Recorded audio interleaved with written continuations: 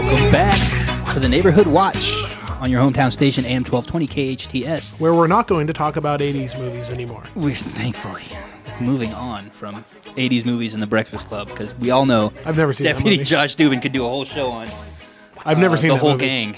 Emilio. St. Elmo's Fire. Yeah, St. Elmo's Fire. I've never seen that movie Molly. Ringwald. I'm not Yeah. a fan. Don't lie. It's your childhood. Don't deny it. Anyways, so you gave us the segue. We were going to talk a little bit about holiday safety. We have an Arson and Explosives Unit Detective Valencia with us in the studio. Deputy Dubin, take it away. Give us some safety tips. I heard one was don't stand on a chair to fix your stuff in a high spot because you're just asking for disaster. Use Who a told you ladder. that? Oh, it was on a tip. I read it on the internet, so it's got to be true. Well, let me just start with, you handed me this big stack of papers here. And you're like, here, we should talk about this. So I you did handed volumes of hours of research to collate So you that handed list. me paperwork from the Center for Disease Control, and we're going to talk about They're worried about holiday safety, too. You're welcome. Or let me see this first one here. Let's see what Perry Smith gave me here. Okay. Wash your hands often. Keeping hands clean is one of the most important steps you can take to avoid getting sick and spreading germs to others. Okay, that one's good year-round. I'll give you that. I agree. That's not just for the holiday. I agree. You should always be washing your hands. So, holiday safety tips. We'll talk about dry Christmas trees here in a minute. But more importantly, because we have Thanksgiving coming in a week. And we all know what happens when family from all over comes and converges in one spot. Well, we won't even talk about that. Oh, we're not going to get into that? Okay, what are we getting into? I'm sorry, before that, I just got a text message saying, you really have never seen The Breakfast Club? No, seriously, I've never seen The Breakfast Club. I think that's perfectly okay. I agree. Anyways, so we have Thanksgiving coming up. We have one of the busiest shopping days of the year following Thanksgiving. Some stores are even open Thanksgiving evening. We've seen rushes. We've seen big crowds. Yeah, you know what? I bet you've seen some madness. I worked last Thanksgiving on our early morning shift, which is in the nighttime hours, starting on Thanksgiving night into the next Right, your morning shift morning. is not like the normal one. It's like a 10 p.m. to like 6 a.m. 6 a.m. or something, right? or some variation of that. But yeah, there was a lot of people out. So remove all packages from your vehicle, even your trunk. Obviously, if you're out shopping, you can't do that sometimes. Right. But keep your packages out of the vehicle, at least in the trunk, so that people don't see them. Break your window and take your packages. That makes sense. You know, obviously you always run a risk leaving stuff in your vehicle, but at least it's less if you keep it in the trunk. And cover that stuff up, yeah. Right. Park in well-lit areas as close as possible to the store entrances. Be particularly aware of persons in the parking lot, especially near your car. And, you know, we talked about that yesterday when we were talking about those two burglaries in Canyon Country. Right. Especially around the holiday season and really at all times. I think it's important to really be cognizant of your surroundings. In your neighborhood, in parking lots. You know, when you're locking your car up, always make sure to lock your car. But when you're locking your car up, I think that it's particularly important to take a once over the parking lot and see if anybody's just hanging out, looking around. You know, if something's obviously out of place, you can call us and we'll come out. We get a ton of calls like that. Hey, you know what? This just doesn't seem right to me, and something's out of place. Come and check it out. In which we have no problem doing that. So. And another thing along those lines, because you guys caught a hot prowl burglar who was yesterday, he was arrested after he was breaking into some homes. But you pointed out something that happens every year that we hear about, which is packages getting left out that get stolen. That's right. I was watching. am I allowed to say ABC World News last night? I've never heard of it, but go ahead. Or go to hometownstation.com. Right. I was watching ABC World News last night, and they were talking about a national epidemic of people stealing. Epidemic, is that the right word? No, but it's that's okay. more We'll allow sickness, it. Go right? ahead. Keep but going. of thieves stealing packages off the door, following UPS trucks, FedEx trucks, you know, just circling neighborhoods, especially now coming up into what we have Black Friday, Cyber Monday, stealing packages. So if you're a FedEx guy or a UPS guy, keep an eye out, or gal. Well, Keep your eye on I that. would say if you work, or you can just send them here to the radio station. Send your packages here. Perry will sign for them. Right. Of course. If you work, send them to your And then hand to your deliver them work for tips. or have signature required so that somebody's home and so that they're not sitting on your front. And porch. sometimes that's impossible, but yes, if you can, like have a neighbor that you trust, go pick it up. If you know it's going to be there, you can schedule it, you can arrange it.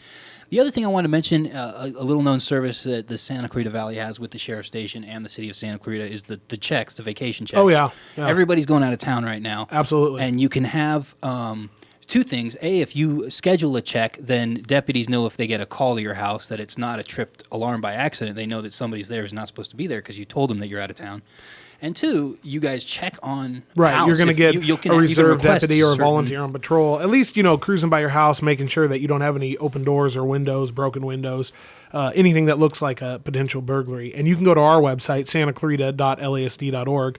Left-hand side, vacation check. Just fill that little form out. It sends an email to our coordinators there at the station, and then they'll be able to dispatch the appropriate people while you are on vacation. Yeah, just keep an eye on the home, and also you want to let your neighbors know probably too, right? If you're going Right. just the Right. neighbor you trust, not the neighbor you don't like. Right. who's If you been have like a eyeing Perry your Smith on your street, brand you new probably don't lawnmower want to or let him know. whatever. Yeah, Right.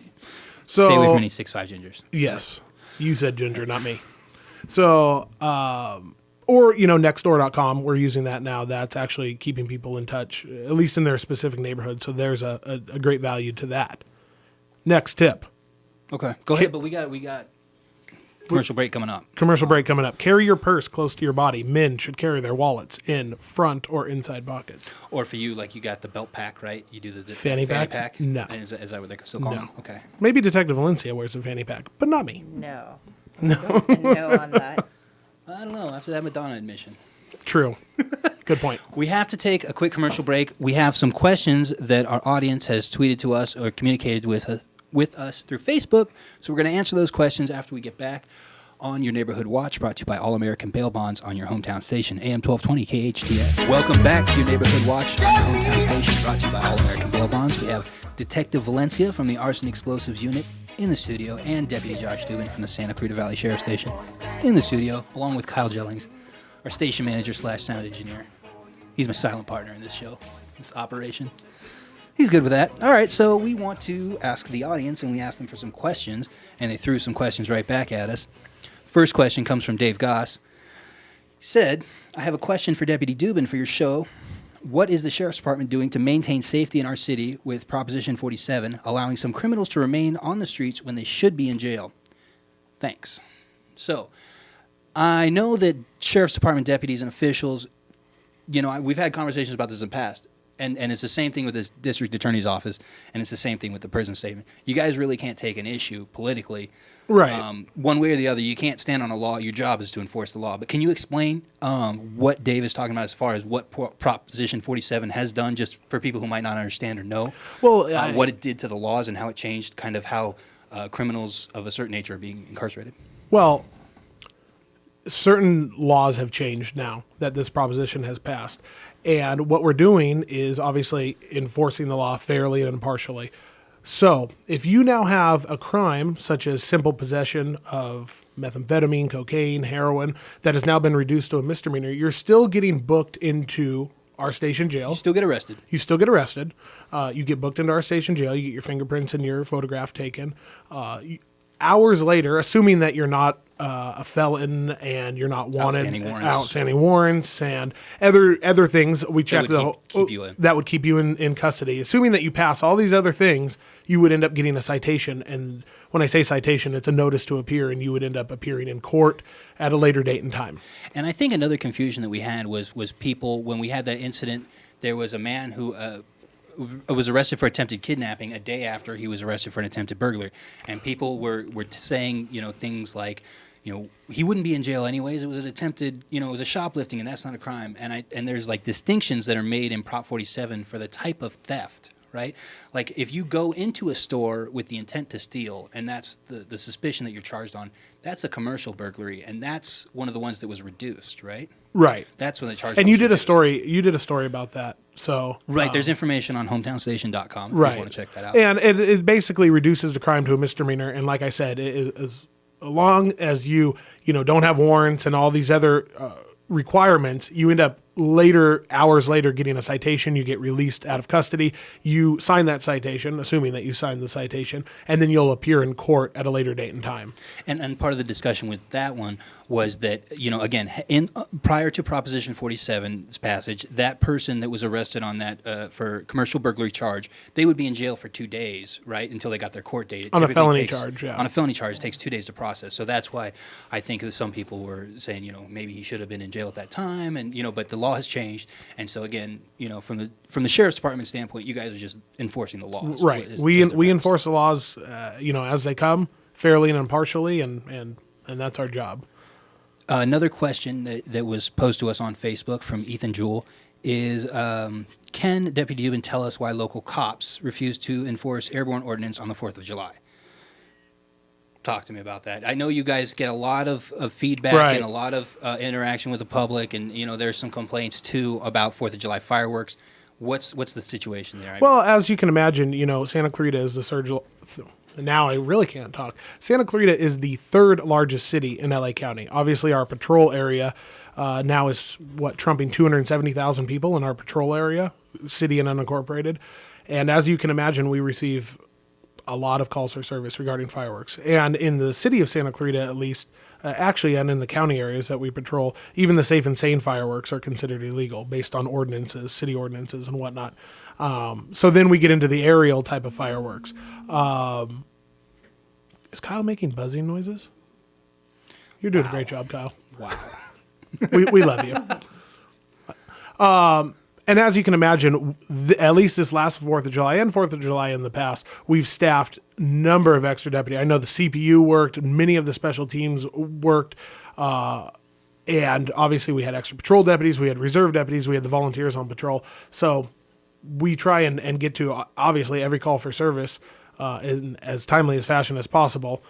However, you can imagine there is a ton of calls for service on top of the normal patrol duties of domestic violence calls and other things like that. How far away are we from deputies using those aerial cameras to just police fireworks on 4th of July that way? Is that We should just all have drones. Yeah, just drone the neighborhood. That's a whole nother capture some political pictures. debate. All right, well, we'll get there one of these days.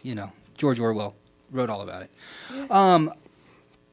Alan Ferdman, also, last question, asked us, are you intimating, with the name of the show, I think he was kind of playing off it, the Sheriff's Department is supporting Neighborhood Watch again? Because obviously our show is called Neighborhood Watch. Right. So talk to me about that, Deputy Josh Dubin. Where does Captain Roosevelt Johnson stand on that? Or, station-wide, is that a department-wide thing? Well, obviously, we've talked about this a lot lately.